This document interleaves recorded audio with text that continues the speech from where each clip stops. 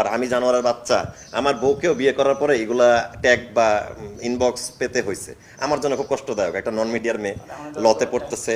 এখন দেখেন ওই প্রাক্তন জানোয়ারটা আসলে আমি না ভাই।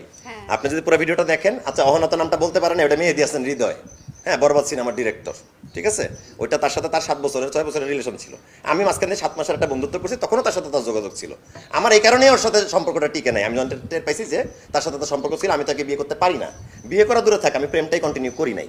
তারপরে 2 বছরের গ্যাপ, 23 সালে ব্রেকআপ, 23 সালে গাঁজা খাইতাম, সেটা একসাথে হতে পারে বা হতে পারে না, করতাম।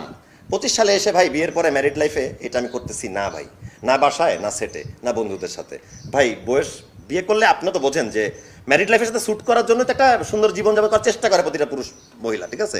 প্রাক্তন একটা জানোয়ার, এটা আমি না। যে কমেন্টে লিখতেছেন এই প্রাক্তন, এই যে জানোয়ার, এই জানোয়ারটাই যে মানে গাঁজা খায় বা জানোয়ারটা ওকে ছেড়ে দিয়ে চলে গেছে, আমি কাউকে ছেড়ে দিয়ে চলে যাইনি। আমি ছেলে এতটাও খারাপ না। মানুষ এটাই ভাবছে, আমি একটু লাউড, একটু এইভাবে কথা বলি, কিন্তু আমি আসলে ওই জানোয়ারটাও না। আমি কাউকে সেক্সুয়াল হ্যারাসমেন্টের আমার 10 বছরে